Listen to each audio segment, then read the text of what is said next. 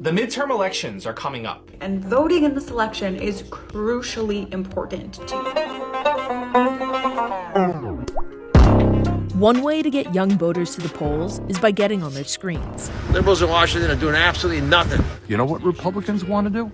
TikTok has made Gen Z unified unlike any other generation, and that's really allowed us to build this narrative that our voices matter. This generation of Americans are participating at about twice the level as every other generation before them. Gen Z will almost certainly be a key factor in deciding the fate of the midterm election. Gen Z's life so far on this planet has been defined by a pandemic. 1 in 5 teens considered suicide early in the pandemic. By economic turmoil. It was a crazy day. Abortion restrictions and climate change and active shooter drills. So we have a lot of unique perspectives. This is going to positively impact so many people's lives. Victoria Hammett is a 24-year-old content creator and the deputy executive director of Gen Z for Change, a progressive organization that uses social media to promote political engagement among the younger generation. The jokes and the rhetoric really resonates with Generation Z and engages young people in politics, even if they weren't previously engaged, because it's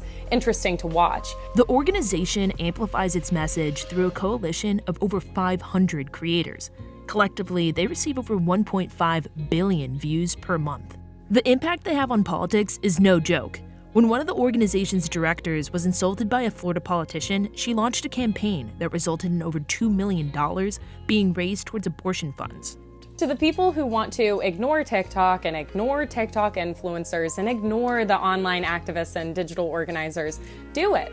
That's fine. We will be getting people registered to vote and out and voting. But Gen Z political engagement is going beyond social media this midterm election, as the first Gen Z candidates are on the ballot. I think all too often, young people are at the table in more advisory capacities, but we deserve to be at the table making decisions too. You know what you can say to people who say I'm young? You can tell them that if we fail to inspire and change the minds of young people in America, we will lose elections and we will lose our country. I think if anything, there's an argument that a lot of people who are currently in office are too old to be speaking on politics and making decisions that will impact so many people. I don't know whether we'll see a red wave on November 8th or a blue wave, but what I do know is we'll see a Gen Z wave on November 8th.